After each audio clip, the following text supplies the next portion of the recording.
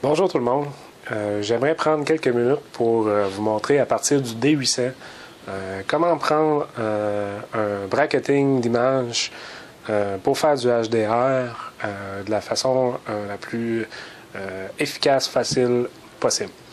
Alors, sur votre D800, je vais vous expliquer ce que je veux dans le fond. Moi, je veux prendre un bracketing de 9 images d'un paysage. Alors, c'est sûr que l'appareil sera sur trépied.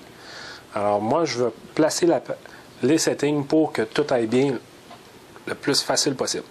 Alors, on ouvre l'appareil. Là, il n'y a pas de carte dessus, c'est juste pour vous montrer. Alors, en appuyant sur le bouton bracketing, présentement, il est à off.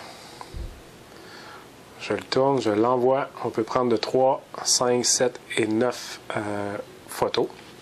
Là, j'ai choisi un stop d'exposition différente entre chaque. Vous voyez, si vous regardez comme il faut, il y a vraiment 9 petites barres qui indiquent vos photos qui vont être prises. Alors, je veux 9 à 1 degré d'exposition différente. Je lâche le bouton bracketing. Maintenant, ce que je veux faire, c'est le mettre pour que je pèse seulement une fois sur le déclencheur. Alors, c'est pas très compliqué.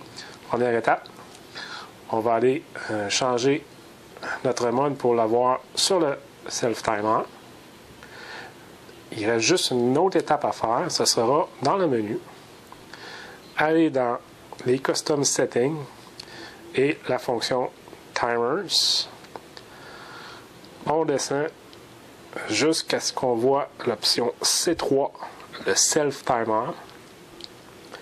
Au self-timer, la première option, on n'en a pas besoin vraiment. Dans le fond, la première option va être le nombre de secondes que sera prise pour que le déclencheur parte une fois que vous avez appuyé sur le bouton. Alors, dans ce cas-ci, c'est 5 secondes, ça me convient. Mais ici, la subtilité, c'est ça. Moi, je ne veux pas être obligé de repaiser sur le piton à toutes les 9 pour les 9 photos. Donc, je vais lui dire que je veux que tu te déclenches 9 fois. C'est le maximum qui peut aller, bien entendu, parce que c'est un bracketing qui va jusqu'à 9. Alors, j'appuie sur OK. Et l'intervalle entre chaque photo sera de 0,5 secondes. On pourrait mettre plus, mais sincèrement, ça ne vaut pas la peine. 0,5 secondes, l'appareil est sur le trépied, on n'y touchera plus. Donc, 5 secondes avant que le tout parte, 9 photos au total seront prises à un intervalle de 5 secondes, 0,5 secondes en chaque. Alors, c'est ce que je veux. On peut sortir du menu. Alors, si vous regardez bien, sur la barre de compensation d'exposition, il y a des petites barres qui ont apparu. Ça c'est toutes les photos qui seront prises vont être là. Alors, si je le pose comme ça, je vais essayer de zoomer pour pas bouger, juste pour pas bouger. On va essayer. Vous allez voir les petites barres, comment ça réagit.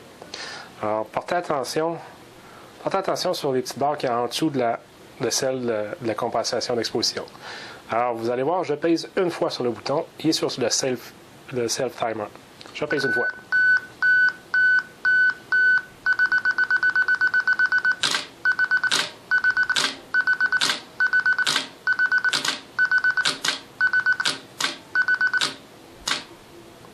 Et voilà.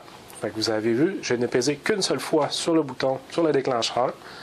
Il a pris ses 9 pauses, une après l'autre. Vous avez vu où ce qui en était rendu au fur et à mesure. Les petites barres descendaient. Donc, c'est la façon la plus facile, la plus idéale d'avoir les prises qu'on veut d'une façon optimale. Le D4 fait la même chose, le D800, le D3S, je crois qu'il y a une petite variante, je l'ai utilisé une fois le D3S, mais sinon ça revient pas mal semblable au même, je crois juste qu'il faut le tenir entre chaque fois. Mais l'avantage du D800 et du D4, c'est que les deux appareils, le D800 et le D4, font exactement ce que je viens de vous montrer. Vous pouvez choisir entre 9 pauses, 7 pauses, 5 pauses, 3 pauses à des expositions différentes qui part. Le D800 part de 0.3, 0.7 et 1 maximum. Le D4 va aller jusqu'à 2 deux stops de différence. Alors, si vous avez des questions, des commentaires, ne vous gênez pas.